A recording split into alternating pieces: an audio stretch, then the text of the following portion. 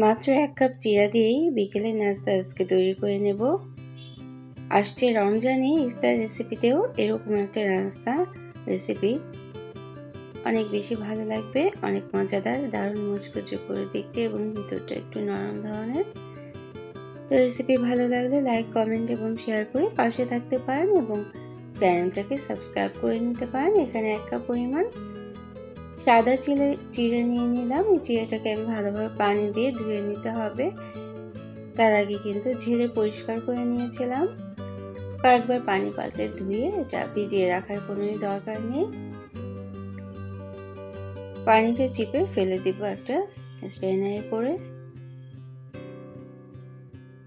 শুকনো শুকনো করে নাস্তাটা তৈরি করে নিলে এটা দারুণ মুচমুচে হবে। এর সাথে আমি কিছু উপকরণ মিক্স করব।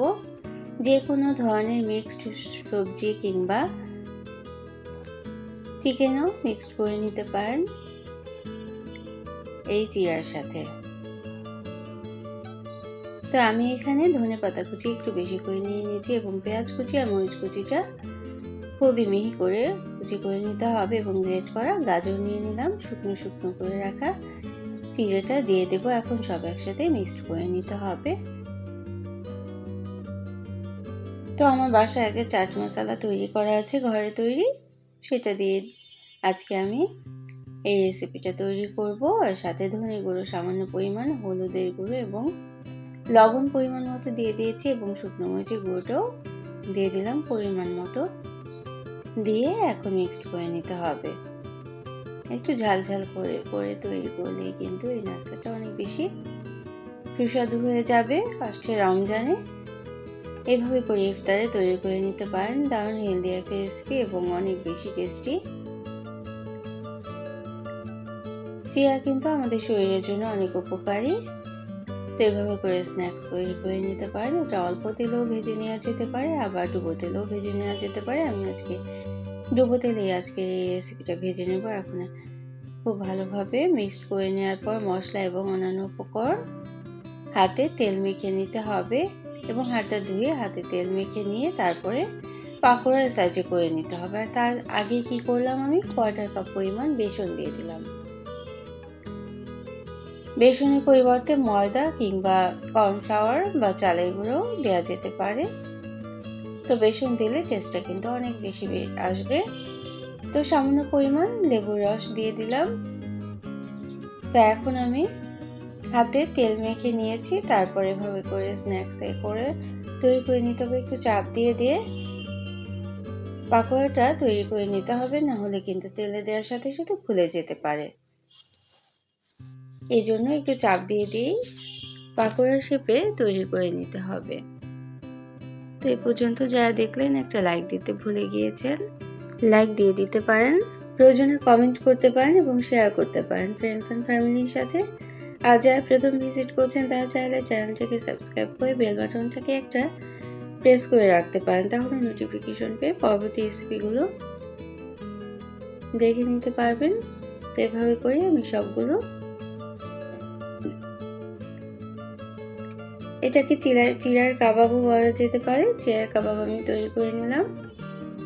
অবশ্যই কিন্তু হাতে তেল অথবা পানি মিশিয়েও নিতে পারেন। হাতটা একটু ভেজা ভেজা থাকলে এই পাকোড়াটা সেট করা খুব সহজ হবে এবং তেলে দেওয়ার সাথে সাথে ভেঙে যেতে পারে। এই জন্যই কিন্তু একটু চাপ দিয়ে এই কাবাবগুলো তৈরি করে নিতে হবে। তো এটা ডুবো তেলেও ভেজে নেওয়া যেতে পারে, অল্প তেলেও ভেজে নেওয়া যেতে পারে, একেবারে কম তেলেও ভেজে নেওয়া যেতে পারে। কম তেলে ভেজে নেওয়ার ক্ষেত্রে এটা কিন্তু আরো একটু চ্যাপটা করে ভেজে নিতে হবে এবং ফ্রাই প্যানে কম তেল দিয়ে তখন চ্যাপটা করে রাখা চিড়ার কাবাবগুলো ভেজে নেওয়া যেতে পারে। আমি কিন্তু অল্প তেলে ভেজে নিচ্ছি। এই জন্য একদিক ভালোভাবে হওয়ার পর অন্যদিকে উল্টে দিতে হবে। এটা কিন্তু আমরা সবাই জানি কিভাবে ভেজে নিতে হয়। নিচে লেগে যেতে পারে, হালকাভাবে উঠিয়ে এবং চুলার আঁচটা একটু বাড়িয়ে দিয়ে তারপর প্রথম অবস্থায় চুলার আঁচটা বাড়িয়ে দিতে হবে এবং তেলটা যখন খুব বেশি গরম হয়ে যাবে তখন কিন্তু লো মিডিয়াম আঁচে উল্টে পাল্টে ভেজে নিতে হবে। একদিক ভালোভাবে হলে আমি অপর পিঠ প্রত্যেকটা কাবাবের উল্টে দিয়েছিলাম। এভাবে করে কিন্তু আমি ভেজে নিয়েছি। আজকে স্ন্যাক্সটা তো অবশ্যই কিন্তু একটা লাইক দিয়ে ভিডিওটা দেখে নেবেন শেষ পর্যন্ত, এবং যারা এতক্ষণ সাথে থাকলেন সবার জন্য রইল অনেক অনেক ভালোবাসা। এভাবে করেই কিন্তু আমরা কাবাবগুলো ভেজে নিয়েছি এবং উঠিয়ে নিয়েছি। আর উপরের দিকটা কিন্তু দারুণ মুচমুচে হয় এবং ভেতরটা নরম ধরনের হয়। গরম গরমই পরিবেশন করবেন। ইফতারের আগ মুহূর্তে সবকিছু একসাথে সেট করে নিয়ে মাত্র 5 মিনিটেই কিন্তু এই কাবাবটা ভেজে নেওয়া যেতে পারে।